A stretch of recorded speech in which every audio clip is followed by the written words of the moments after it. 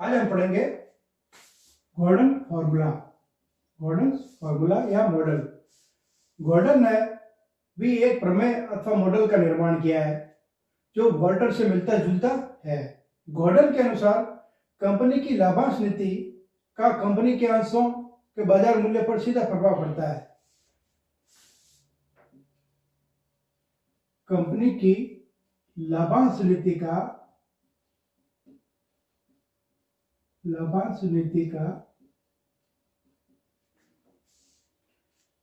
Company के लाभांश नीति का कंपनी के अंशों के बाजार मूल्य है। कंपनी के अंशों के बाजार मूल्य पर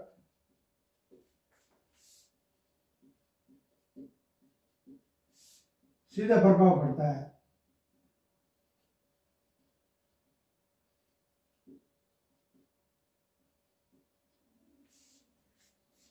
गॉर्डन के मॉडल में जो प्रमुख अंतर देखने को मिलता है वह यह है कि अंश का बाजार मूल्य अंश पर अनंत समय तक प्राप्त होने वाले लाभांश के वर्तमान मूल्य के बराबर होता है। अंश का बाजार मूल्य अंश पर अनंत समय तक प्राप्त होने वाले लाभांश के वर्तमान मूल्य के बराबर होता है। अब हम गॉर्डन का मॉडल की मान्यताओं के बारे में पढ़ते हैं। गॉर्डन का मत भी है कि लाभांश फर्म के मूल्य से संबंध है। गॉर्डन का मत भी है कि लाभांश फर्म के मूल्य से संबंधित है और लाभांश नीति फर्म के मूल्य को प्रभावित करती है। गॉर्डन का मॉडल कुछ मान्यताओं पर आधारित है जिसे हम अध्ययन करते हैं। फर्स्ट पॉइंट, मान्यताएं।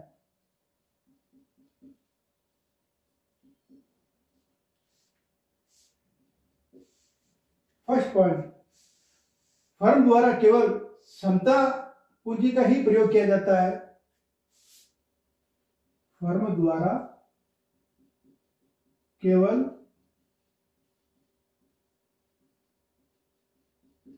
क्षमता पूंजी का ही उपयोग किया जाता है।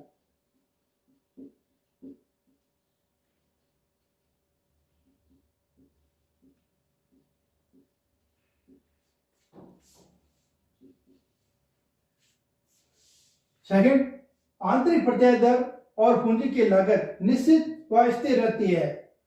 आंतरिक प्रत्याय दर अर्थात internal rate of return firm की आंतरिक प्रत्याय दर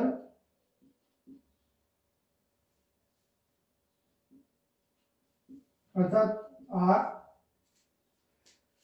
और पूंजी की लागत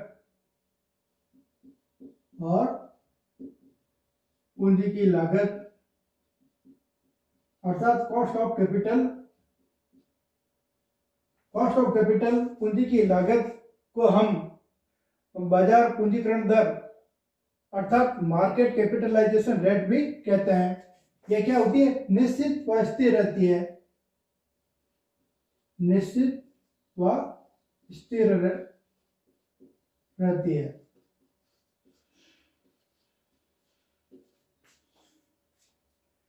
थर्ड पॉइंट, फर्म की आय पर कोई कर नहीं लगाया जाता है। फर्म की आय पर कोई कर नहीं लगाया जाता।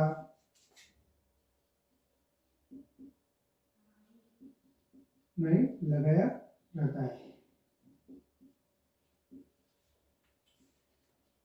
फोर्थ पॉइंट, फर्म का जीवन काल सतत रहेगा। फर्म का जीवन काल सतत रहेगा।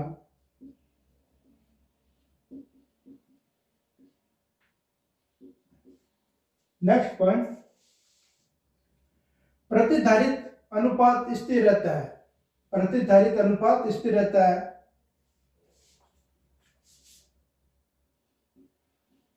प्रतिधारित अनुपात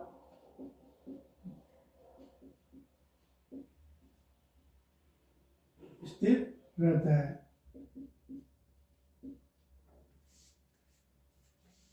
प्रतिधारित अनुपात स्थिर रहता है तब विकास दर अर्थात ग्रोथ रेट अर्थात जी बराबर बी आर भी स्थिर रहती है। इस प्रकार विकास दर अर्थात ग्रोथ रेट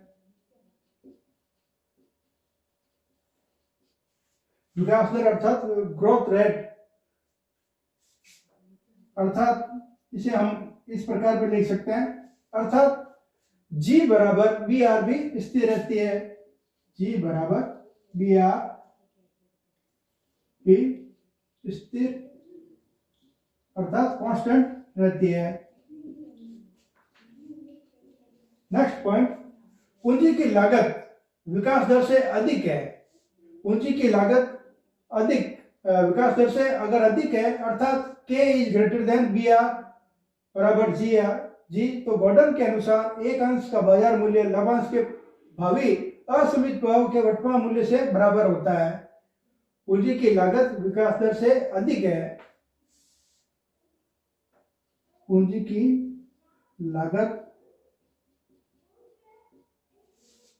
लागत विकास दर से अधिक है। विकास दर से अधिक है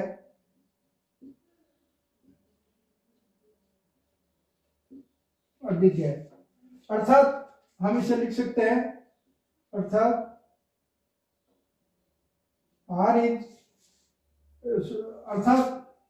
के is greater than B R बराबर जी।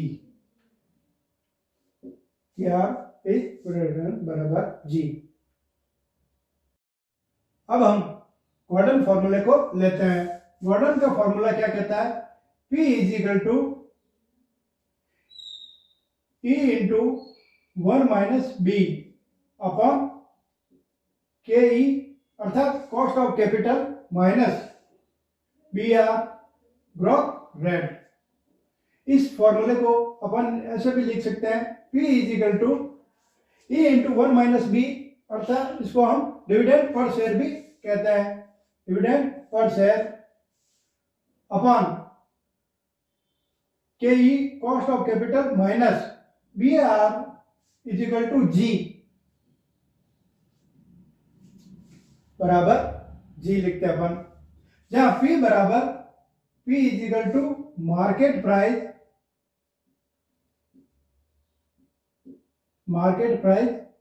And equity share.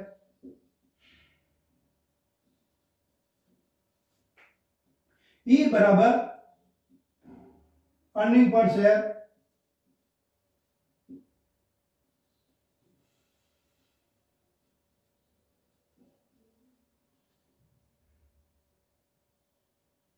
डी बराबर डिविडेंड पर शेयर।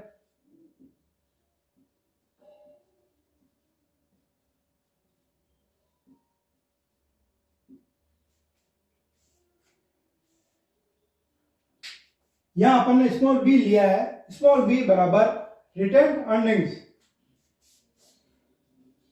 पी बराबर retained earnings 1 minus payout ratio.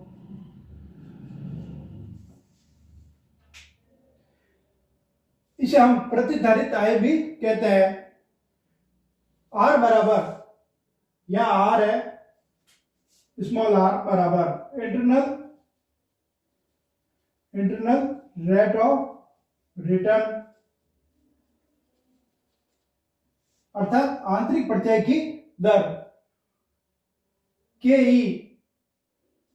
ई बराबर कॉस्ट ऑफ इक्विटी कैपिटल लिख सकते हैं अपन।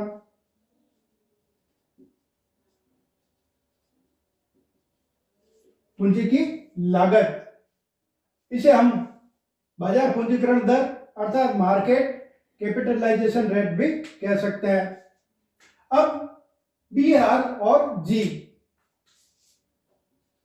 बी आर और जी, इसे हम ग्रोथ रेट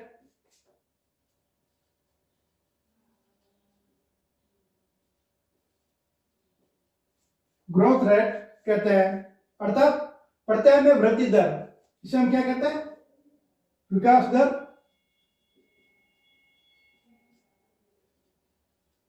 प्रत्यय में वृद्धि दर।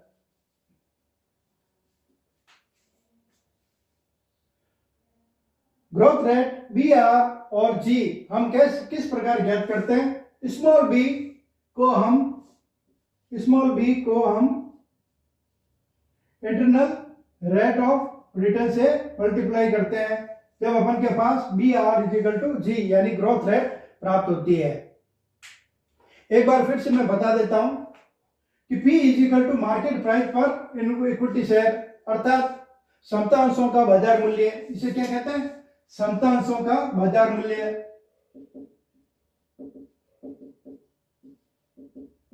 बाजार मूल्य P जो अपन ज्ञात करते हैं। अर्निंग पर शेयर प्रति अंश आय, डिविडेंड पर शेयर अर्थात प्रति अंश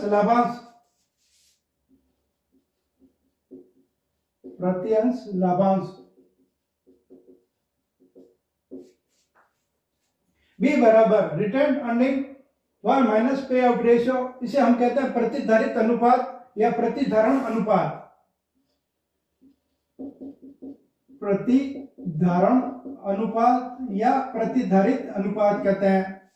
आर बराबर इंटरनल रेट ऑफ रिटर्न अर्थात आंतरिक प्रत्यय दर,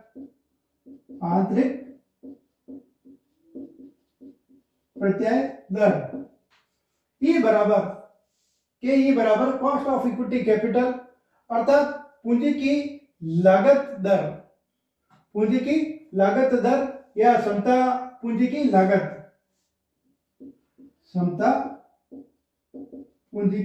लागत,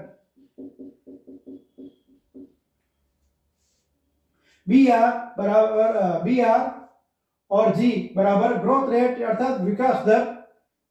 इसे ज्ञात करने के लिए मैंने बता दिया बी इंटू आर अर्थात प्रत्यय में वृद्धि दर ज्ञात इस प्रकार कर सकते हैं। इस फॉर्मूले के आधार पर फर्म की लाभांश नीति लाभदायक विनियोग अवसरों की उपलब्धि पर तथा पूंजी की लागत के तथा आंतरिक प्रत्यय दर के आर के संबंधों पर निर्भर करती है। किस पर निर्भर करती है? पूंजी की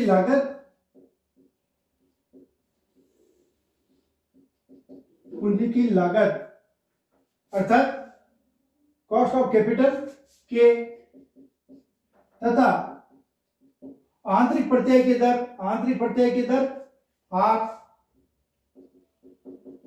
आंतरिक प्रत्यय दर आर पर निर्भर करती है।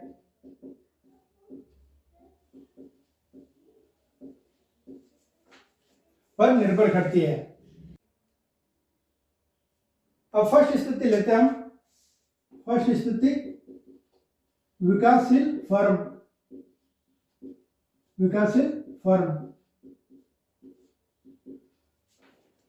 वाल्टर फॉर्मूले में भी हमने पढ़ा था कि विकासशील फर्म की स्थिति में आर इज ग्रेटर देन के होता है। आर इज ग्रेटर देन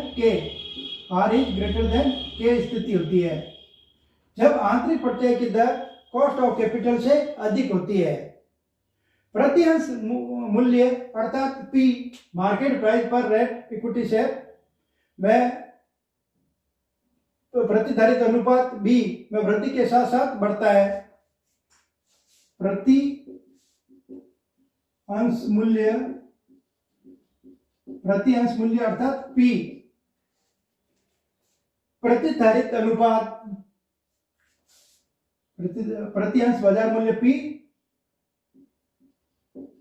प्रतिधारित अनुपात क्या है? B में वृद्धि के साथ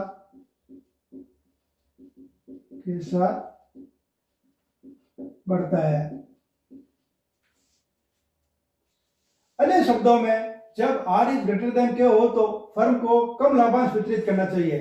फर्म को क्या करना चाहिए? कम लाभांश वितरित करना चाहिए।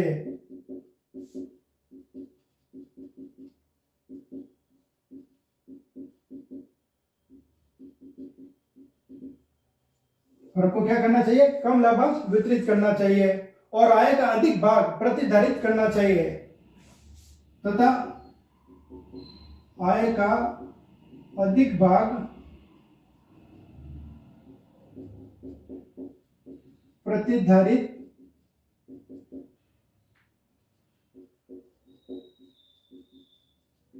करना चाहिए,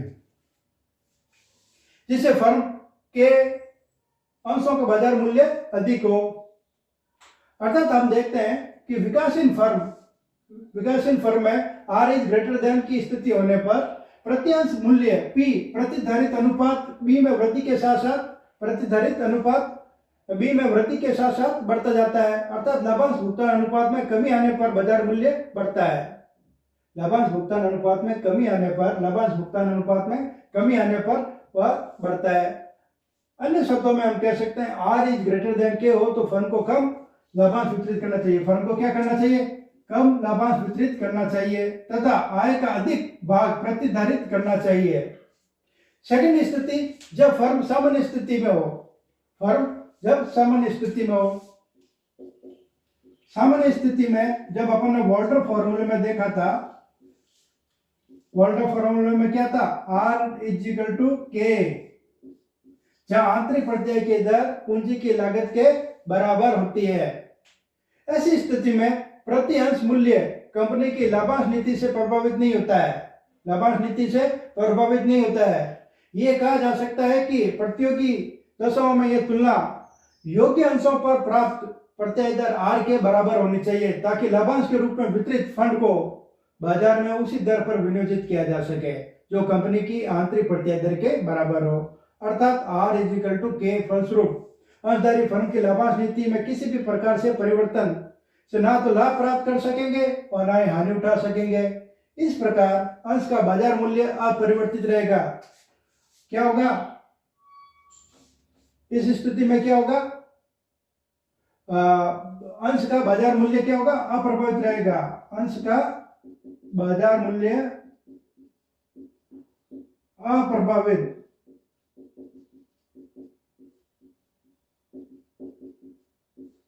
अप्रभावित रहेगा। फलस्वरूप एक लाभांश नीति उतनी ही अच्छी होगी जितनी की दूसरी। तीसरी स्थिति, विकासशील या अवमुख फर्म। थर्ड पॉइंट, विकासहीन या अवमुख फर्म। जिस प्रकार वॉल्टर फॉर्मूले में R इज लेस देन के था, उसी प्रकार यहां पर भी R इज लेस देन के।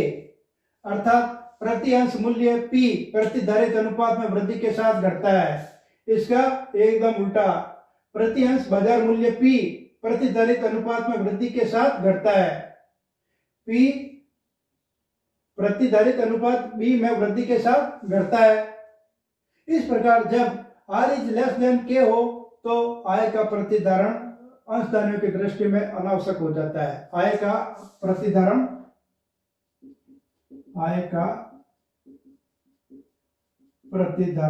अंशधारियों